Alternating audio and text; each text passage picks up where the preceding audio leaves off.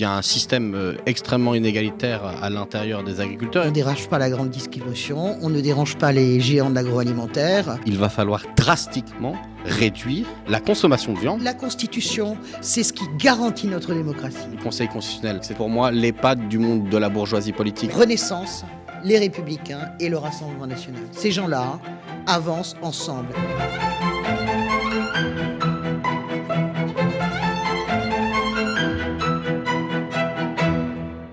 Salut à toutes et à tous, vous êtes sur le Média et vous nous regardez sur le canal 350 de la Freebox, sur notre site internet ou sur notre chaîne YouTube. Vous vous préparez à regarder Sans langue de Gois, le débat hebdomadaire qui met Françoise de Gois, journaliste, chroniqueuse pour plusieurs médias, ancienne conseillère politique qui se considère comme rose vif face à un contradicteur. Et aujourd'hui, comme souvent désormais, elle est face à Paul Hellec, chroniqueur politique pour le Média.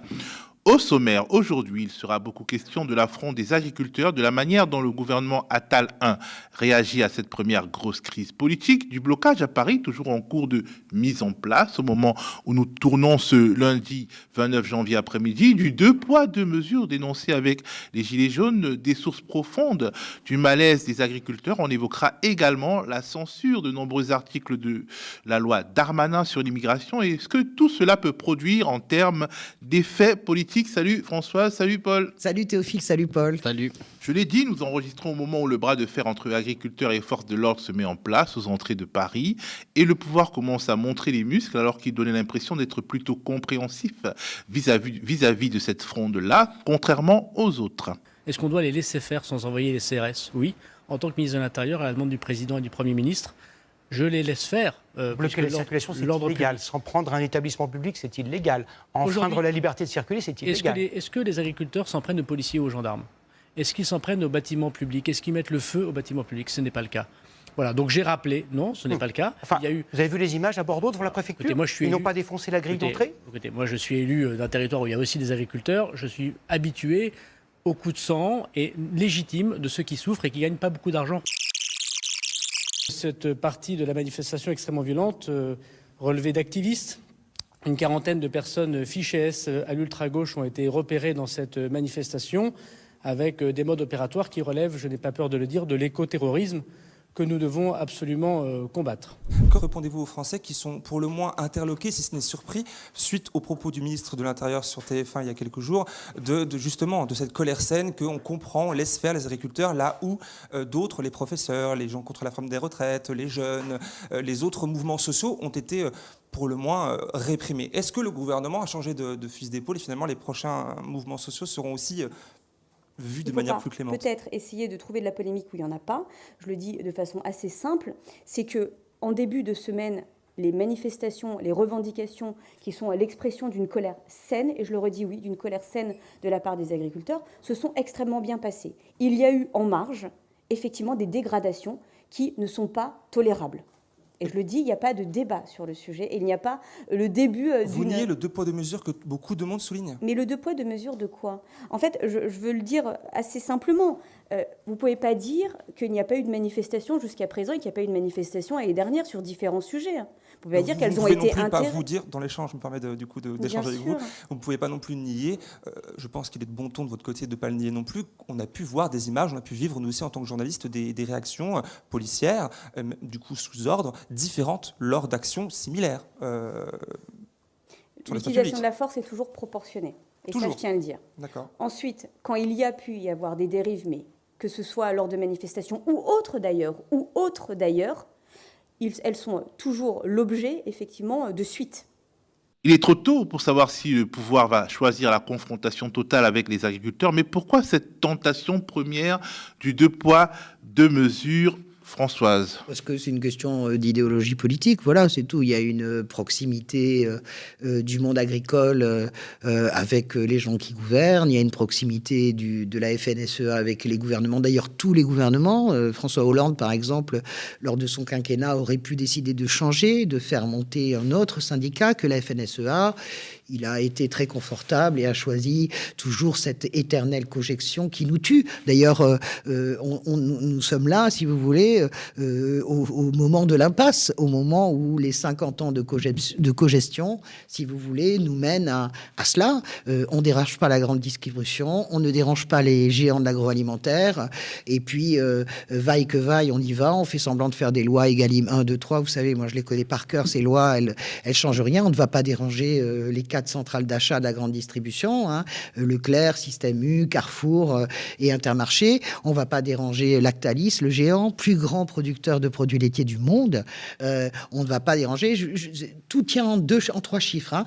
La grande distribution, 200 milliards d'euros de chiffre d'affaires. Okay, l'industrie agroalimentaire, 200 milliards d'euros de chiffre d'affaires. L'agriculture, 70 milliards d'euros de chiffre d'affaires. Cherchez l'erreur. Bon, donc, pourquoi 2 poids 2 mesures? Parce que idéologiquement, mais j'écoutais ce matin, donc on est lundi, mais j'écoutais un représentant de la coordination rurale dit « Nous allons bloquer Paris pour affamer les Parisiens ». Mais vous imaginez si un gilet jaune avait dit ça? Vous imaginez si un soulèvement de la terre avait dit on va affamer les Parisiens? Vous imaginez? Voilà, il y a une forme une complaisance qui est idéologique parce qu'il y a la grande peur des élections européennes aussi. C'est-à-dire que l'agriculture, peut-être Paul aura des données, moi c'est celle que j'ai en tout cas sur le monde agricole. Le monde rural, il a toujours été traditionnellement conservateur. Voilà, il y a une partie quand même qui est à gauche, hein, bien sûr, la Confédération paysanne, il y a tous les agriculteurs ne votent pas à droite, mais globalement, les campagnes françaises sont conservatrices. Et historiquement, les campagnes françaises ont toujours été un barrage au Rassemblement national. Jean-Marie Le Pen n'arrivait pas à faire 3% dans les campagnes françaises. Il n'y arrivait pas, historiquement. Et puis, il y a eu une bascule. 2017, Marine Le Pen comprend qu'il y a un chemin à tracer. Elle fait d'ailleurs une campagne qui est une campagne des campagnes. C'est Marine Le Pen des campagnes, presque comme contre Emmanuel Macron des villes. Et puis, le discours fonctionne parce que la mondialisation, parce que n'importe quoi au niveau des accords de libre-échange, on y reviendra. Et d'un seul coup, l'histoire change dans les campagnes. C'est-à-dire qu'en 2022, il y a 30% des agriculteurs qui ont voté pour le Rassemblement national.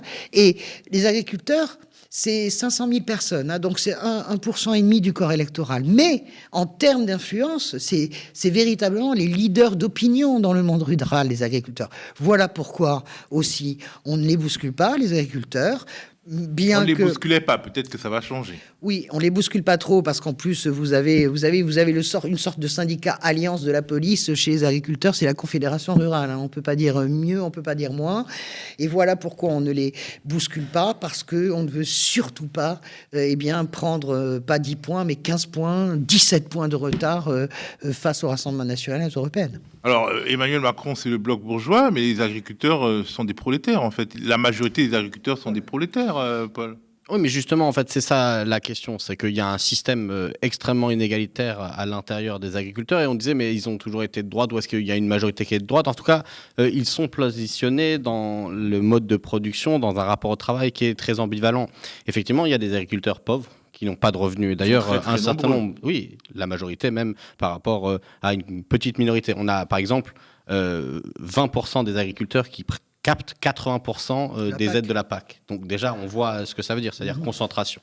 Si on regarde la taille des concentrations également, je n'ai pas tous les chiffres, mais vous avez des concentrations où les exploitations font qu'en fait, ce sont des grosses entreprises, des grosses exploitations avec des intérêts privés énormes.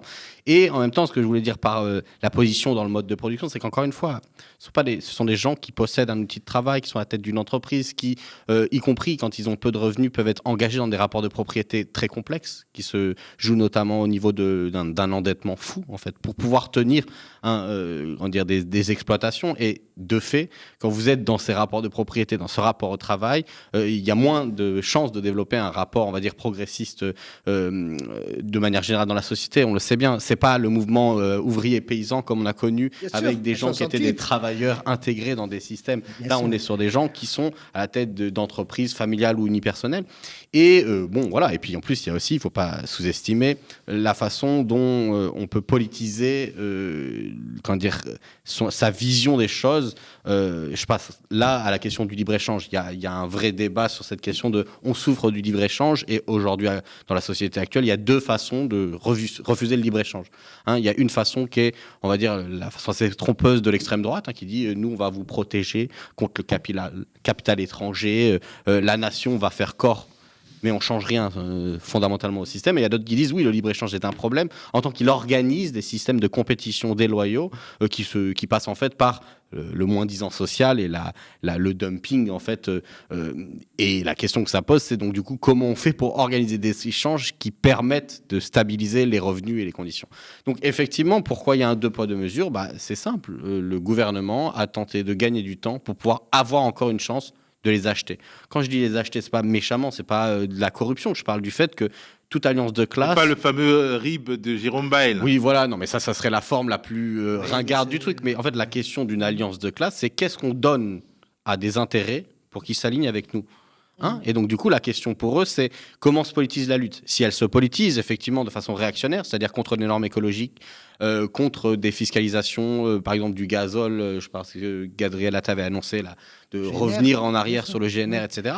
Là, effectivement, ils ont de quoi offrir quelque chose. Si elle se politise au contraire, du côté de ce que tire, par exemple, vers quoi tire la Confédération paysanne, sur la question du revenu, sur la question de la fixation des prix, c'est-à-dire la maîtrise du marché et de mettre des règles, ce qui est de mode, d'imposer, d'intervenir dans l'économie. Contre les grandes surfaces, enfin la grande distribution, contre les groupes. Là, ils ne peuvent pas. Ils vont être en blocage. C'est pour ça que ils gagnent du temps.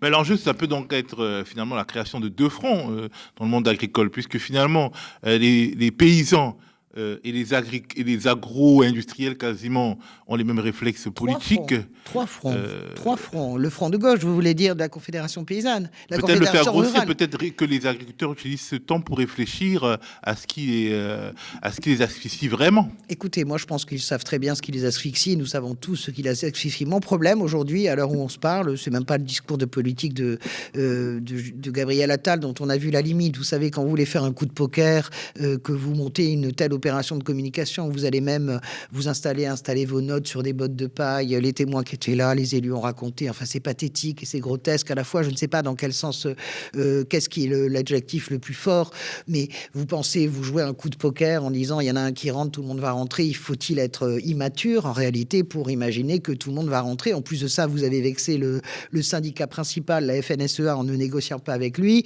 vous avez vexé le deuxième syndicat, la coordination rurale, qu'est-ce que vous voulez que ça donne à part une amplification du mouvement? Il y a un point, je suis assez d'accord sur l'analyse productiviste que fait Paul. En réalité, même un petit paysan ressent le fait qu'il est un patron. Ce qui est intéressant et qu'on n'a pas assez entendu, à mon avis, dans cette crise, c'est le rapport des ouvriers agricoles à leur travail. Moi, j'ai entendu un témoignage, j'ai vu un reportage l'autre jour qui était absolument magnifique sur des ouvriers agricoles, comment ils prennent soin de leurs vaches, comment finalement ils acceptent de gagner des salaires de misère et comment ils sont très ouverts en réalité et à quel point ils veulent, si ce n'est du bio, en tout cas être dans ce qu'on appelle l'agriculture raisonnée, ce qui serait d'ailleurs une victoire extraordinaire. On a aussi un problème plus profond, mais là je suis sûr que Paul va me rejoindre. Il y a quelque chose qui n'est pas dit dans cette crise, mais il y a une partie du monde rural qui est travaillée au corps par la question de l'identité. Je suis encore étonné que dans le discours politique ça ne soit pas encore sorti, mais je pense que c'est pour la fin le feu d'artifice sur, en gros,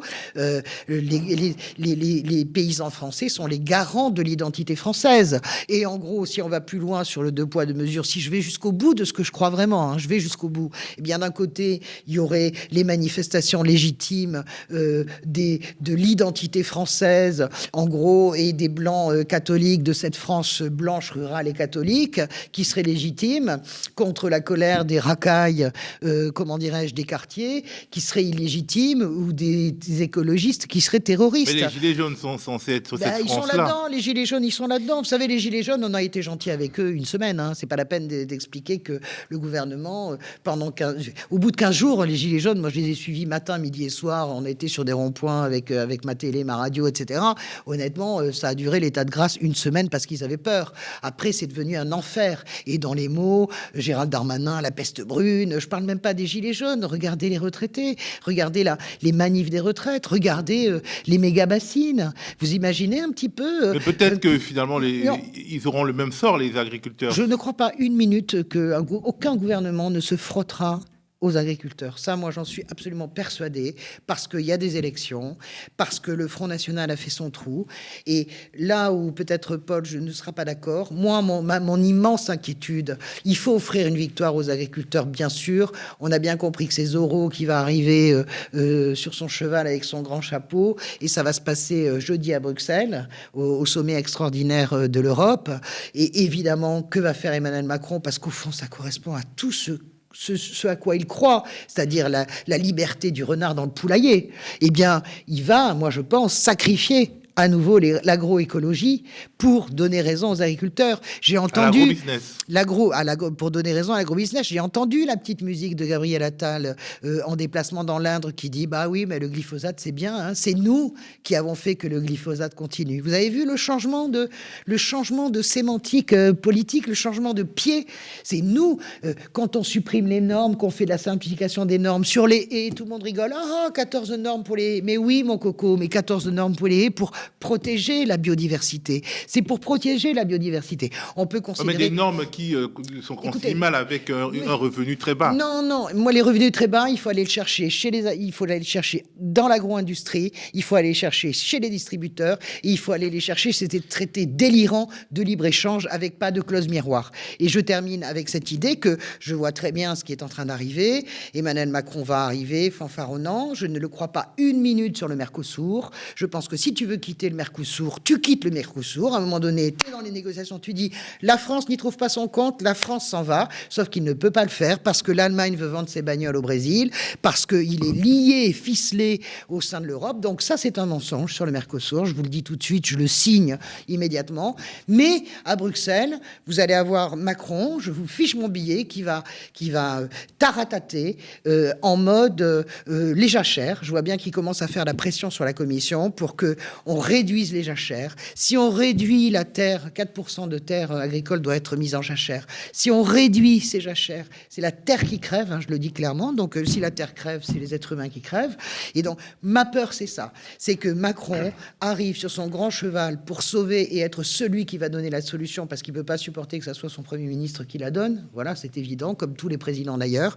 Et il va trouver des solutions sur le dos, absolument, de l'agroécologie, et avec la bénédiction de tous les Européens, parce que les agriculteurs se soulèvent partout et que, bien souvent, que ce soit en France et surtout en Allemagne, ils sont travaillés au corps par l'extrême droite. Paul, est-ce que les agriculteurs seront les futurs gilets jaunes, les futurs pestiférés après, s'ils se radicalisent, disons? Tu n'es pas d'accord avec ça? Moi, également, j'en doute fortement pour l'instant, parce qu'encore une fois, effectivement, c'est indéniable qu'une des possibilités de sortie de crise, entre grands guillemets, c'est, de ce que je disais tout à l'heure, les acheter. Et les acheter, ça veut dire... Tu n'es pas d'accord sur l'idée du Conseil d'Europe? On n'est pas Madame Irma, mais les acheter au sens d'arriver, dire je prends la liste des mesures qui ne changent pas concrètement au fondement le système actuel. Pourquoi? Parce qu'en fait, ces mesures-là, ces demandes, moi que j'ai pas de problème à qualifier notamment de réactionnaires, hein, des fois, sur les normes, hein, sur la question des normes ou sur la question, soi-disant, des limitations écologiques ou sur l'utilisation des pesticides, ce sont des réactions.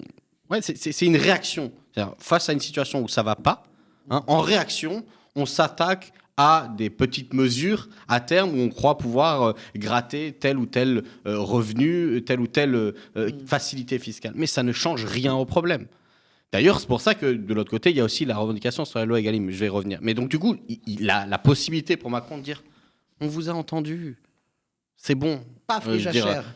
On va céder sur les quelques rares normes que l'Europe a mis des années à négocier et qui ne sont pas suffisantes en fait d'un point de vue environnemental, c'est possible. Donc à ce moment-là, voilà. Est-ce que ça veut dire qu'ils ne sont pas capables d'utiliser de la répression de façon localisée à quelques endroits si ça, entre guillemets, dégénère? Peut-être, mais effectivement, je ne vois pas de confrontation.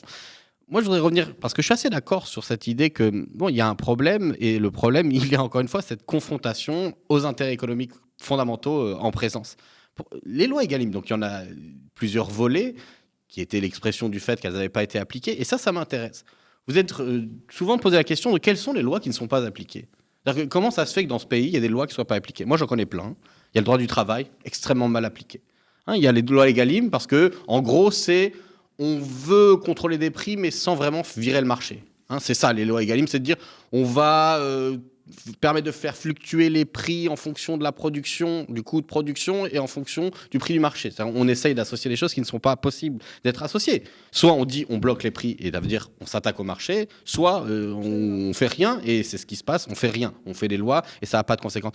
Donc bon, la vraie question c'est quand les lois sont pas appliquées, c'est qu'encore une fois on démasque le fait qu'en République c'est pas aussi simple qu'on fait des lois et puis les choses sont appliquées. Il faut regarder derrière les camps politiques, il y a des intérêts économiques, il y a des intérêts, des gens qui se reconnaissent dans tel ou tel intérêt, et donc toute la question est là. Et c'est pour ça que dans la confrontation avec les agriculteurs, il y a quand même peu de chances qu'ils soient réprimés. Parce que la question, c'est conserver ces gens-là dans la coalition qui va porter là, cet arc en constitution entre tous les secteurs de la droite coalisée.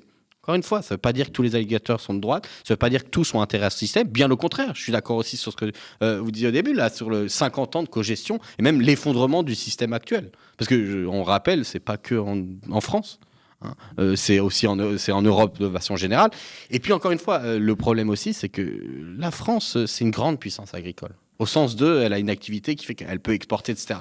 Donc, c'est hyper compliqué. Maintenant, la répression, on n'en sait rien avec ce gouvernement. Ce qui est intéressant, c'est que le fait qu'il ne réprime pas les agriculteurs, c'est le fait qu'ils montrent qu'ils ont choisi la coalition sur qui ils s'appuyaient. Et je suis assez d'accord avec cette idée, c'est que, en fait, quand vous voulez désigner un ennemi, c'est pour pouvoir demander l'autorisation de le réprimer. Donc, c'était plus facile avec, en gros, les musulmans et la gauche qu'avec les gilets jaunes. Oui, mais ça, les c'est écolos, ou les écolos. oui, Mais c'est très vite arrivé. C'est très vite arrivé. D'ailleurs, je rappelle que c'est intéressant de voir comment, pour les écolos, ils ont dit éco-terroristes, donc terroristes, mais ils avaient aussi, il y en a qui, la droite dit toujours les ayatollahs de l'écologie. Gérald Darmanin, au début des gilets jaunes, c'est la peste brune, parlant des gilets jaunes. Donc ça, c'était vraiment... Les foules enragées et haineuses égale signé Emmanuel Macron lors de son discours le 31 décembre. Mais la comparaison avec l'extrême droite, c'est-à-dire que c'est là où on voyait la difficulté. C'est-à-dire que c'était dur de dire aux gilets jaunes, d'une manière ou d'une autre, vous êtes proche des musulmans ou de la gauche. C'était dur de leur mettre l'étiquette du traître à la nation qu'on appose tout le temps à la gauche et aux musulmans dans ce pays. Donc effectivement, ils ont dit la peste brune, puis ils ont trouvé une manière de le faire d'une manière ou d'une autre. Par la violence, en fait. C'est assez les violents. Se rejoignent. Oui, voilà, toute cette thématique assez floue. Donc bon, en tout cas, ça illustre le fait que, voilà, ils sont faibles. C'est-à-dire que quand c'est l'ennemi désigné à gauche, on tape dessus comme un sourd. Ça veut dire que les contestations, quand même, s'attaquent au corps. Et quand c'est notre allié potentiel, quelqu'un à choyer, on tape pas fort et on risque de céder parce qu'ils ont besoin d'eux. Est-ce que, en toile de fond, quand même, les angoisses des agriculteurs français, il y a ce fameux traité de libre-échange entre l'Union européenne et le Mercosur dont tu parlais, Françoise. Gabriel Attal, en tout cas, il assure qu'Emmanuel Macron y est opposé, mais cela n'a toujours pas été le cas. On a retrouvé des images il y a quelques années. Vous allez avoir des OGM à plein. Vous avez totalement raison d'être là-dessus. Eh ben oui, mais demain, comment vous allez faire pour fermer les frontières françaises en disant... Mais je ne veux pas les fermer. On n'en veut pas, on prend du produit français. Alors, les frontières françaises, d'abord, je ne vais pas les fermer. Donc en fait, cette alimentation va se retrouver dans l'assiette des Français. Non, parce que... Bah si, dites-moi comment vous allez faire. Je vais vous expliquer comment. D'abord, l'avenir de l'agriculture, il n'est pas dans la fermeture, quelle qu'elle soit. Votre filière, vous êtes dans quoi, vous ? Céréales, vous. Pareil. Bon, vous êtes une filière qui exporte, hein. Oui. Bon, donc ça marche pas de dire on ferme d'un côté et on ouvre de l'autre. Bon, donc notre économie, notre agriculture, c'est d'ailleurs une de ses fiertés, elle est exportatrice.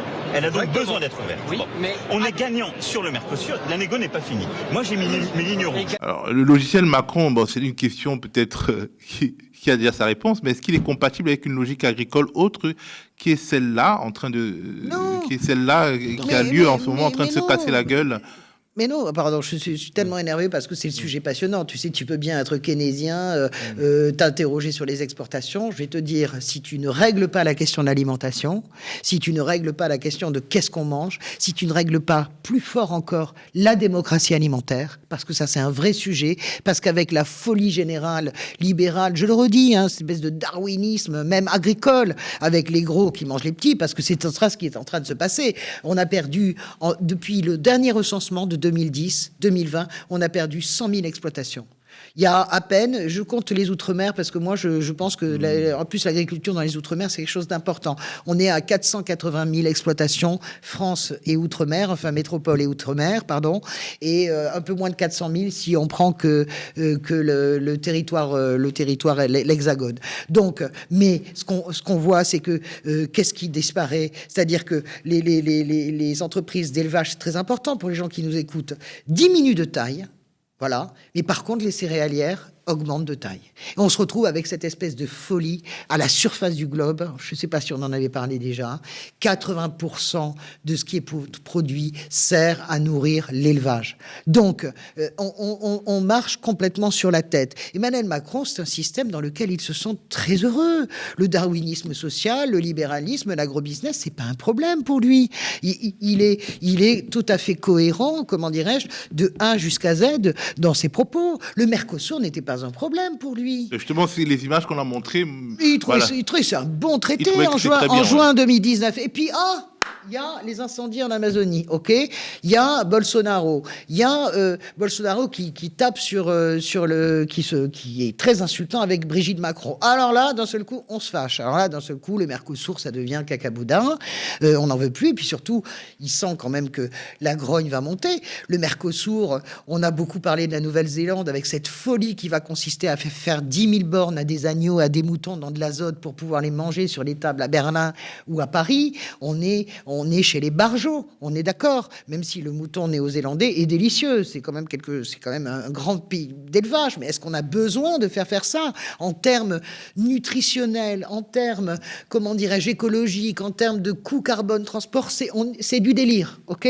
Bon, mais le Mercosur, il n'y a pas que l'agriculture dans le Mercosur. Le Mercosur, c'est un coup de poignard dans le dos pour les agriculteurs monstrueux. Le Mercosur, c'est des dizaines de milliers de tonnes qui vont être autorisées à transiter de viande avec 98% en moins de droits de douane. Vous vous rendez compte qu'au Brésil, je prends le Brésil, mais l'Argentine, vous avez une 50aine de molécules pour élever le bétail qui sont autorisées par rapport, comment dirais-je, à l'Europe. D'où la révolte peut-être des agriculteurs, c'est les normes. Mais le Mercosur, des normes qui ne sont pas appliquées. Macron montre du poing, c'est fini le Mercosur, etc. Ça fait des années que ça dure. Au dernier sommet qui a échoué, il a pris un air de drama queen, allez, c'est fini, etc. C'est fini? Eh ben c'est fini. Vas-y, tu sors des négociations. Tu dis, le compte n'y est pas, la France sort. Mais il ne peut pas le faire. Pourquoi? Parce qu'il y a la pression de l'Allemagne. Les Allemands veulent vendre leur Mercedes-Benz. Les Italiens veulent vendre leurs produits de luxe et évidemment... Leurs très belles chaussures. Leurs pompes magnifiques, tout ce qui fait que l'Italie est devant la France en industrie. Je le rappelle quand même, deuxième puissance industrielle. Donc, qu'est-ce qu'il va faire Emmanuel Macron avec ces petits points? Il utilise le Mercosur en plus pour négocier des mieux-disants dans certains autres accords. Tous les accords de libre-échange ne sont pas à jeter. L'accord avec le Japon, il est bon pour nous, par exemple. Il est bon pour les exportateurs parce que le Japon est une île qui importe 50% de ses besoins nutritionnels. Donc, c'est un bon traité pour le Japon. Voilà, ça marche bien. OK ? Le Chili, Europe-Chili, qu'est-ce qu'on va faire? L'Europe-Chili, on peut faire la liste. Bien sûr qu'on va aller, on veut signer ce traité pour pouvoir s'approvisionner en terres rares parce qu'on en a besoin pour la transition énergétique. OK. Mais le Chili, par exemple, un sujet que peu de gens connaissent, les vins. Nous sommes les rois de l'exportation de vin, les Français. Le pinard, c'est extraordinaire. Mais... OK, sur les châteaux Margaux, sur mes vins merveilleux de Bourgogne, la Lox Corton, le Louis Saint-Georges, d'accord.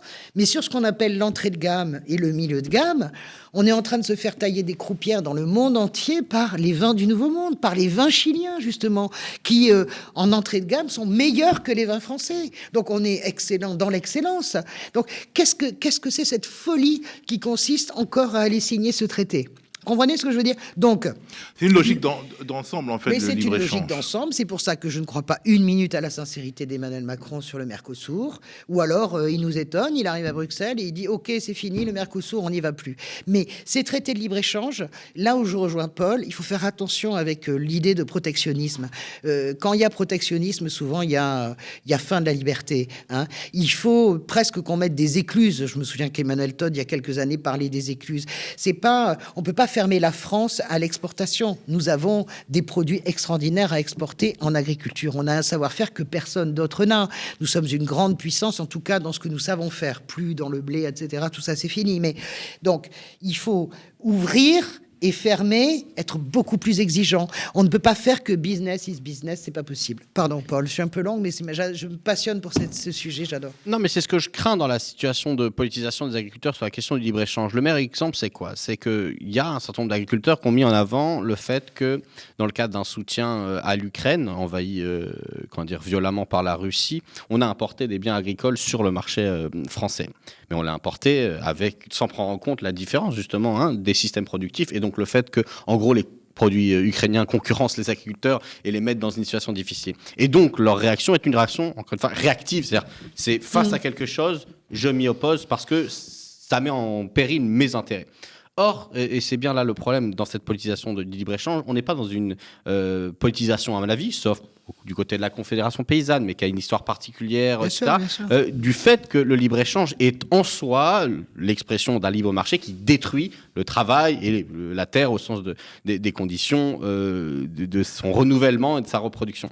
Donc, la difficulté dans l'affaire, c'est encore une fois ça, c'est est-ce qu'on va être en capacité, pour sortir du modèle agricole actuel, de faire un basculement au niveau de la représentation qu'on a du système productif. Et là, on peut comprendre que ça a pris des années à la gauche de comprendre que le productivisme était un problème, à une partie d'un certain nombre de secteurs de comprendre que la façon dont on produit les choses, on marche sur la tête et on ne passe pas d'un système où on produit dans le but de répondre à des besoins en partant d'un système qui produit simplement pour faire du profit du jour au lendemain. Et donc la difficulté, c'est à la fois d'essayer de proposer des mesures de transition, les premières étant contrôle des prix, intervention sur le marché, blocage des produits dangereux ou au moins bonnes normes environnementales, etc. Mais derrière, il y a un saut qualitatif encore supérieur, qui est en gros de dire on va devoir faire des choix et il y a des choses qu'on ne va pas produire ou qu'on ne va plus accepter. Mais ça veut dire qu'en termes de qualité de vie et de notion de qu'est-ce que va être notre alimentation, on change du tout au tout. Ça veut dire que les produits qui ne sont pas de saison, on n'en a pas. Ou on en a peu. Ça veut dire qu'il faut organiser la concurrence au secteur de l'agrobusiness. Qu'est-ce que ça veut dire ça ? Il y a des propositions, par exemple, pour une sécurité alimentaire, une sécurité sociale de l'alimentation. En gros, le principe, je la fais courte, mais ça serait de dire quoi ? On prend une partie de la valeur ajoutée dans les secteurs agricoles et de l'industrie agroalimentaire et on la crédite. Par exemple, sous la carte vitale de chaque Français, on dit chaque foyer ou chaque personne a 100, 150 euros, qui ne peuvent dépenser que dans... carte orange, comme ton... Voilà.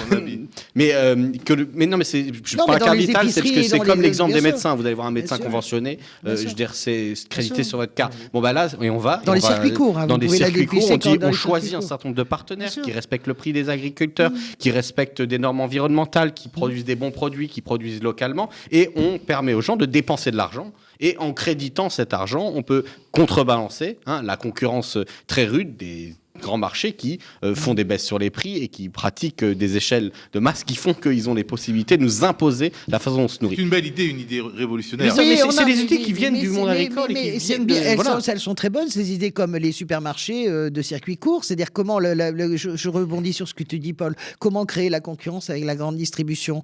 Écoute, les épiceries solidaires, small is beautiful. Il y en a de plus en plus qui se développent en France. Et là, c'est quelque chose pour renforcer le modèle économique. Mais tu sais, small is beautiful. Mais small is beautiful, c'est vachement bien parce que ça veut dire, c'est moins élaboré que la carte de la sécurité sociale dont parle Paul, qui moi je trouve non, mais c'est la continuité en fait. Mais on dépense, on permet. Moi je vous dis, il y a un sujet sur la démocratie alimentaire qui arrive. On voit l'explosion de l'obésité en Europe. On voit l'explosion de l'épidémie de diabète en Europe. Pourquoi ? Parce que les gens qui n'ont pas de thunes, les précaires, ils vont acheter de la merde. Bon, je parle mal. Ils vont acheter des produits, le miel. Ok, on parle de l'Ukraine, parlons du miel, on a parlé des miels ukrainiens, parlons du miel chinois. Miel chinois, délayé au sirop de glucose, d'accord ? Vous trouvez le miel à 1,30 €. Vous pensez vraiment que à votre enfant, le miel que vous lui donnez à 1,30 €, c'est bon pour sa santé ? Pardon, Paul, je t'ai interrompu. Non, mais je suis d'accord. Donc, je n'arrive plus à vous arrêter. Non, mais c'est pour ça que la question, c'est tout ce que j'appelle là ce saut qualitatif, c'est un combat politique immense parce que quand je le dis, il faut interrompre le marché, c'est-à-dire qu'il faut interrompre et concurrencer. Et quand on dit concurrencer via l'État, via ce système, l'agro-industrie, on est à l'opposé total de toute la politique qu'ont menée les gouvernements successifs.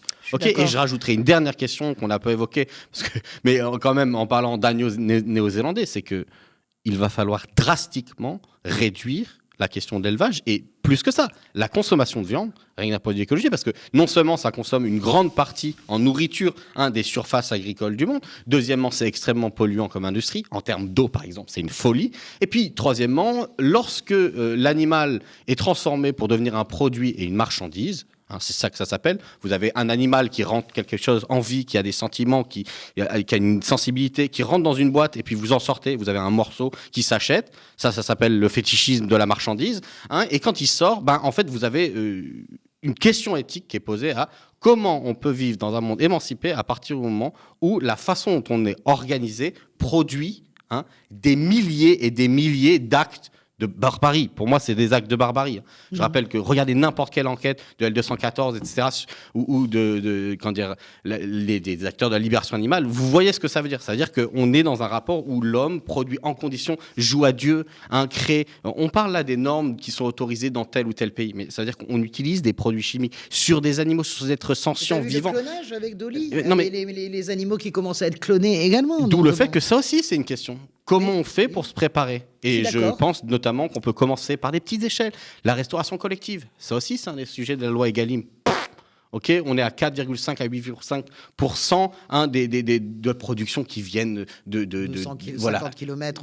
C'est rien du tout. Il faut passer à 100% là demain. C'est ça. Sur les animaux, moi, juste un mot, Théophile, parce qu'on nous arrête plus, parce que en fait, la vérité, je suis sûr que les gens qui nous écoutent adorent cette émission parce que ça touche nos vies en fait.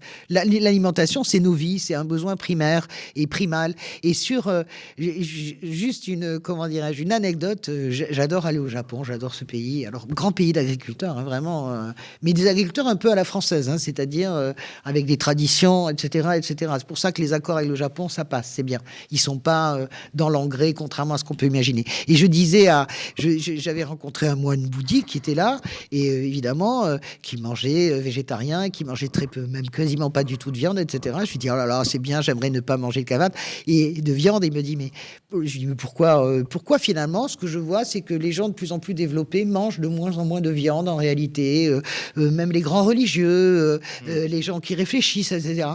Il m'a dit, parce qu'à un moment donné, une question simple se pose, comment peut-on manger autant de cadavres ? Et alors là, ça m'a percuté, j'ai dit, oui, c'est vrai. Comment peut-on, à un moment donné, accepter de manger autant de cadavres ? Et puis la qualité de ces cadavres, parce que la majorité de la viande consommée, c'était en plus dégueulasse. La merde. On parle mal, mais c'est vrai. Oui, mais bon, il faut le dire. Pour dire. revenir à Paris et à sa politique, est-ce que le gouvernement Attal 1 a les moyens d'être à la hauteur des enjeux ? A-t-il tout simplement le niveau ? Non, bien sûr que non. D'ailleurs, on l'a vu on peut pas gouverner en faisant de la communication. On va aller vite, peut-être on va glisser. C'est impossible de transmuter l'art de gouverner en art de communiquer. Vraiment, la démonstration par A plus B, c'est vendredi à Montastruc. C'est cette espèce de séquence théâtralisée, scénarisée, avec toutes les chaînes infos qui courent. Elle montre ce qu'on veut bien leur montrer, qui courent avec cette espèce de mise en scène d'un accord qui a été passé, travaillé depuis 2 jours entre Jérôme Bel, d'ailleurs, qui mérite pas le lynchage, honnêtement. Lui, il est sorti de chez lui avec ses copains et il a dit non à l'accord, finalisé avec la FNSEA et le gouvernement sur le GNR. Donc, lyncher Jérôme Bel, ça me paraît un peu limite parce que, ok, il a obtenu ce qu'il voulait lui. Mais bon, on est dans cette mise en scène-là.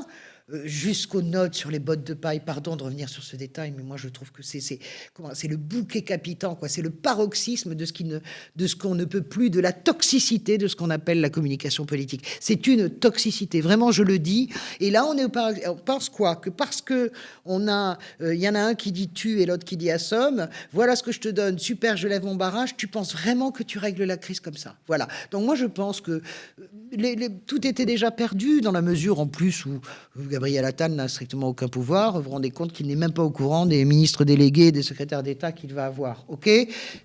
c'est pas ce gouvernement plus qu'un autre. En fait, il faut sortir du présidentialisme. Ce n'est plus possible. Nous ne pouvons pas continuer, puisqu'on sait très bien que le type qui va arriver, tel Zorro, en tout cas, c'est ça qui va essayer de nous faire croire, et qui va régler la question, c'est Macron.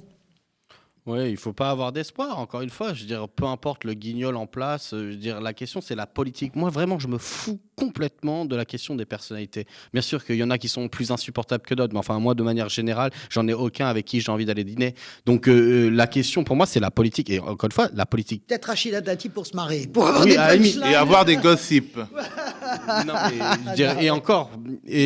Encore. La question, pour moi, donc, c'est la question de la politique. Encore une fois, la politique, il faut prendre les choses au sérieux. La politique, c'est pas des gens qui décident, qui ont des bonnes ou des mauvaises idées. C'est la gestion d'intérêts conflictuels et dont la conflictualité actuelle arrive à des catastrophes. Parce que là, on parle de l'agriculture, mais à chaque fois qu'on a vu les dossiers dernièrement, ils émergent par la manifestation d'un trop-plein des politiques qui se sont accélérées en gros depuis la crise de 2008, crise du capitalisme. Et puis en fait, on se rend compte que c'est le capitalisme en crise et on ne sort pas de ça. Et eux, ils continuent droit dans leurs bottes, pour reprendre l'expression consacrée. Et c'est ça dont il faut sortir. Et donc la question, c'est si on veut sortir de ça, il faut sortir les macronistes. C'est ça la question. Et si on parlait du dernier grand échec au final du gouvernement président, c'est-à-dire celui d'Elisabeth Borne, avec une loi Darmanin sur l'immigration détricotée par le Conseil constitutionnel. Alors c'est très paradoxal parce que c'est à la fois une gifle et une satisfaction pour la Macronie. Écoutez, moi, on a tout dit. Ils sont contents, fâchés. Toute cette semaine, on a tout dit. Moi, je pense que c'est un naufrage général, y compris pour la Macronie. Honnêtement. Mais ils vont se dire qu'ils ont fait un coup à la droite. On se fout des coups. Il restera, je ne sais plus quel leader de gauche disait ça, ça restera une tâche à jamais. Voilà, on n'oubliera jamais que Emmanuel Macron, qu'il sache qu'elle était constitutionnelle ou pas, on s'en fout. Voilà, il y a un trio infernal aujourd'hui dans la vie politique française. Il y a un trio infernal, c'est Renaissance, les Républicains et le Rassemblement national. Ces gens-là avancent ensemble. La loi immigration est une représentation stricte, une illustration parfaite de ce groupement d'intérêts politiques, un GRP, voilà, le groupement d'intérêts politiques, c'est ça. GIP. Groupement d'intérêts, GIP, pardon, voilà, ou GIE, comme tu veux. En tout cas, c'est ça. Et ce trio infernal-là, la Constitution, le Conseil constitutionnel a dénoué ce trio, mais tous les trois sont responsables. Et tous les trois sont coupables. Macron qui court après les RR, qui court après le RN, qui court après sa supposée gloire. Dernier point, je suis effrayé de voir tous les messages qui ont été envoyés politiquement après ça. Et le principal message, qui vient d'un grand parti, qui a été un grand parti républicain, les Républicains, Bruno Retailleau, Laurent Wauquiez, qui nous explique en gros qu'il faudrait qu'il y ait quelque chose au-dessus de la Constitution. C'est ça le vrai problème. La Constitution, c'est ce qui garantit notre démocratie. C'est la loi suprême devant laquelle toutes les autres lois s'effacent. D'accord ? Une loi votée par le Parlement, elle est conforme à la Constitution ou elle ne l'est pas. C'est pour ça que nous sommes une démocratie. C'est pour ça que nous ne sommes pas un régime illibéral et une dictature. Avant le 7 octobre, il y a des millions d'Israéliens qui étaient dans la rue contre Netanyahou parce que lui et sa bande de fascistes voulaient changer la Constitution et la Cour suprême, qui est le contrôle absolu. Ok ? Voilà. Moi, ce qui me tue, c'est même pas, c'est la décision, c'est des petits joueurs de bonne taux. Tout le monde s'est amusé à jouer avec le feu. C'est minable. Vous voyez, ce qui me vient, c'est de la minabilité. J'invente un mot parce que de la minabilité, tiens, un néologisme. Ok ? Mais ce qui est grave, c'est tout le discours autour de cette idée que c'est le peuple qui est souverain parce qu'il a voté à l'Assemblée. Non, c'est pas le peuple qui est souverain. Oui, il est souverain, le peuple, bien sûr, mais heureusement... la Constitution est l'expression ultime de sa souveraineté. L'expression, en tout cas, dans le cadre très joliment dit, de la ça démocratie. pourrait être un bon devoir de Sciences Po, mais c'est la vérité des prix, et vous avez raison de le signifier comme ça. Paul, moi très vite sur effectivement cet alignement idéologique entre la droite, l'extrême droite et la Macronie. Moi j'ai écrit un article que j'invite les gens à lire. Du coup, il s'appelle Sur l'arc réactionnaire, quelques thèses face à la crise politique. Il fait 50 000 signes, donc c'est un très long article. C'est où C'est sur la revue Position. Vous pouvez trouver sur mes réseaux sociaux aussi, sur mon Twitter. Et j'essaye de réfléchir justement sur, encore une fois, comment on en arrive là. Et la question, c'est quelles sont les alliances ? Quelles sont les alliances qu'on forge ? Quelles sont les bases sociales qu'on formate avec cet alignement ? Et effectivement, la loi immigration, c'était le moment où on l'avait vu concrètement prendre son premier pied. Là, le fait qu'il y ait eu cette censure, encore une fois, c'est une censure formelle. C'est-à-dire que genre, sur le fond, sur la forme, ça, bien sûr, ça peut largement amener la droite à se dire on réitère, on va mettre la pression, on est gonflé à se dire on va aller poser les choses sur le fond et forcer le gouvernement à venir sur notre ligne. Sans quoi, on peut faire la tête, arrêter de voter, provoquer encore une fois des problèmes dans la sphère parlementaire, puisqu'il n'y a toujours pas de majorité présidentielle. Donc, je pense que c'est à la fois c'était une déchéance pour le gouvernement de l'avoir voté avec eux. Maintenant qu'il n'y a pas eu le contenu que la droite a voulu rajouter via des cavaliers législatifs, c'est ça qu'a dit le Conseil constitutionnel, la droite a l'initiative pour continuer ce combat-là. Deuxièmement, puisqu'il n'y a rien sur le fond, c'est inquiétant parce qu'on ne sait toujours pas en fait dans quelle mesure ces mesures techniques qui en fait introduisent une préférence nationale qui ne dit pas leur nom peuvent continuer. Donc la question c'est qu'aujourd'hui on est à la mi-temps et effectivement dernièrement sur cette haine de la Constitution, qui a été exprimé très vite. Même Ciotti l'a dit une seconde après du RN, mais là, franchement, les Républicains... Zemmour avait fait campagne là-dessus. La Constitution, en plus, des Républicains. Zemmour avait fait campagne là-dessus également pendant la campagne présidentielle. Oui, mais Zemmour avait fait la campagne aussi là-dessus, de la haine du pouvoir des juges, etc.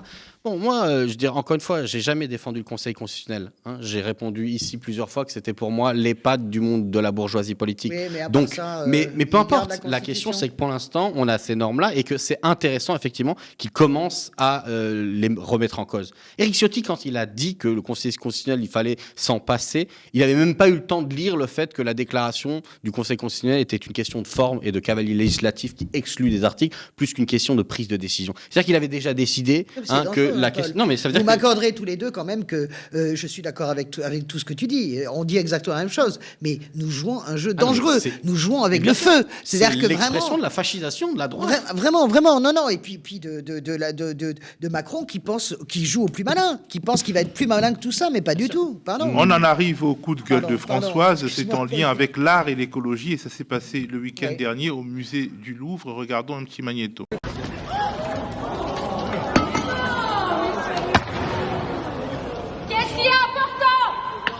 Qu'est-ce qu'il y a de plus important? L'art, le droit et l'alimentation saine et durable. Alors François, t'es pas content que de jeunes écolos... Non, moi, je suis pas contente parce que moi, que les jeunes balancent de la soupe sur les chefs-d'œuvre, je vais vous dire un truc, ça me... La Joconde. Ça me gêne. Donc, la Joconde est sublime et moi j'adore bien sûr Léonard de Vinci comme tout le monde. Et ce sont des tableaux qui sont très protégés. Tout le monde sait que les tournesols de Van Gogh, que les Rembrandt, que tout ce qui concerne les chefs-d'œuvre sont de toute façon protégés. Donc je ne suis pas dans une espèce de sacralité, mon Dieu, de la soupe sur la Joconde, c'est pas mon problème. Je pense que la jeunesse... Elle y survivra, la Joconde. Ouais, elle y survivra. Et puis la jeunesse, elle a besoin de modes d'action. C'est pour ça que je ne suis pas... Alors, quel est ton problème? Mon problème, c'est de le faire maintenant. Je veux dire, est-ce qu'il y a quelqu'un qui réfléchit, si vous voulez, dans ces trucs? Est-ce qu'il y a quelqu'un qui essaie de travailler sur le bon moment, la bonne position? C'est quoi le problème avec le moment? Le bon moment, c'est que on a des agriculteurs dont une partie, je le dis, est quand même assez réactionnaire, déteste l'écologie, contrairement à ce qu'ils disent. On a tout un rouleau compresseur de l'opinion qui se met en marche exactement comme sur le nucléaire. Je ne sais pas si vous voyez, en 6 mois, comment ça a changé la position de l'opinion sur le nucléaire. Eh bien, l'opinion est comme un rouleau compresseur travaillé au corps, massicoté matin, midi et soir par le discours gouvernemental, le discours de l'opposition de droite, par les médias. Eh bien, on en arrive à l'idée que l'agroécologie, c'est cacaboudin et qu'il est urgent d'attendre et qu'il faut en finir avec toutes ces normes, etc. La norme, c'est l'ennemi, etc. Et au moment où il faut se battre, il faut montrer qu'est-ce que c'est que l'écologie, Qu'est-ce que c'est que l'écologie? C'est pas simplement la protection de l'environnement. L'écologie, c'est une façon de penser et de voir le monde. On est d'accord, c'est profond l'écologie. Et là, tu estimes qu'elle s'offre en caricature? Mais non seulement elle s'offre ça, mais on coupe tous les bâtons pour se faire battre. Tu comprends? Moi, j'ai jamais voté vert toute mon existence. Je vous le dis tout de suite. Moi, je reste vraiment à gauche, classique, etc. Donc, je ne défends pas les verts. Je dis juste que dans ce climat pourri où comme un rouleau compresseur qui est en train d'écrabouiller les quelques lumières que nous avons écologiques en Europe, voilà, les mômes, on n'est pas obligé de se faire détester pour promouvoir ces idées. On n'est pas obligé d'être horripilé et d'avoir une tête à claque pour promouvoir ces... Elles sont très mignonnes, ces petites, c'est pas le sujet. Au moins, elles ont eu des minutes à la télévision. Ouais, mais on s'en fout, Paul. Écoute, franchement, je trouve que ça affaiblit la cause, quoi, ça m'énerve. Choqué pour plaire. En tout cas... Moi, j'ai en tête cette phrase de Marx dans le Critique du droit hegelien où il dit « L'arme de la critique ne saurait remplacer la critique des armes. Seule une force matérielle peut renverser une force matérielle, et la théorie, lorsqu'elle s'empare des masses, devient une force matérielle. C'est plutôt ça la critique que j'aurais. C'est-à-dire que moi, que ça fasse crier des bourgeois qui crient au scandale parce qu'il y a une soupe sur une vitre, moi, ça me fait rigoler. Il n'y a pas que les bourgeois, il y a aussi ça veut la dire que l'estocade a touché, et donc du coup, pourquoi pas. Et on sent qu'ils sont ridicules dans leur espèce d'exaspération de les jeunes, c'est toujours les mêmes discours de pourrissement intellectuel. Non, moi, ce qui me pose problème quand je cite ce texte de Marx, c'est que c'est l'idée que lorsque l'action politique veut être engageante et radicale, lorsqu'elle veut obtenir son objectif, elle doit rassembler un maximum d'intéressés à la production de quelque chose qui change. Or, je pense que j'ai compris la vague d'actions comme ça spectaculaires pour dire il y a urgence, il faut faire quelque chose, etc. Ce que je remarque, c'est que si elle persiste aujourd'hui, c'est parce que ces actions écologistes ont du mal à structurer une action plus fondamentalement massive, c'est-à-dire de faire vivre la pratique de la critique du système productiviste actuel comme une pratique de masse. Et cette pratique de masse, elle part du fait qu'il faut qu'une partie de la galaxie écologique prenne une décision quant à la nature de leur compatibilité avec la question du capitalisme, et que je remarque d'ailleurs que l'autre moitié, celle qui a pris position très clairement pour dire le capitalisme et l'écologie ne sont pas compatibles, sont en ordre de marche. En France, ça s'appelle les soulèvements de la Terre. Donc le problème de ces actions-là, c'est ça, c'est qu'au bout d'un moment, elles prêtent le flanc à la critique parce qu'elles ne s'expriment pas comme une réalité massive, frontale, à laquelle il y a un rapport de force à construire, mais plutôt comme des happenings, c'est-à-dire ce qui advient, mais qui est oublié. C'est la capacité à entraîner, ce qu'a réussi à faire. Je sais qu'elle a été très critiquée, mais quand même, Greta a réussi à faire ça. Les marches climat, et d'ailleurs, les Verts s'en sont nourris pour leur grand succès en 2019. Il n'y a plus Greta. Greta, moi, je vois sur les mômes de ma famille, je vois sur les ados, l'été, en Sardaigne, sur les plages, on va nettoyer parce que Greta l'a dit. Il y avait quand même, on a critiqué cette jeune fille, on pense qu'on veut de cette jeune fille. On a fait un peu messianique. Non, mais sa capacité à entraîner, je suis d'accord absolument avec Paul. Là, il n'y a qu'une capacité, c'est qu'on a envie de leur mettre, les vieux ont envie de leur mettre des gifles. Alors ça va pas du tout. Dernier mot juste, lisez elles sont mignonnes, pardon. Lisez Comment saboter un pipeline de Andreas Malm, où vous verrez que la réaction est intéressante. Il part de ces manifestations faites par Greta. Il dit c'est pas ridicule, il dit c'est bien. Ça veut dire que la conscientisation de masse a avancé. Et on le voit sur tous les sondages d'opinion sur l'importance de l'écologie ou la compréhension du problème. Le problème, c'est qu'il dit après, même dans ce livre, mais c'est quoi la marche d'après ? C'est quoi le cran d'après ? Et c'est le cran d'après qu'il faut trouver, et c'est le cran d'après que cette action ne trouve pas. Merci Françoise, merci Paul. Sympa quand même, on s'est pas merci à vous d'avoir regardé cette édition de Sans langue de Goa. Restez sur le canal 350 de la Freebox, et si vous nous regardez sur YouTube, abonnez-vous à notre chaîne, activez la cloche et mettez des petits pouces en l'air. Le média, votre média, ne vit que des abonnements et des dons de celles et ceux qui, comme vous, le regardent et l'aiment. Si vous le pouvez, donnez-nous de la force en allant sur lemediatv.fr/soutien. Quant à moi, je vous dis à plus.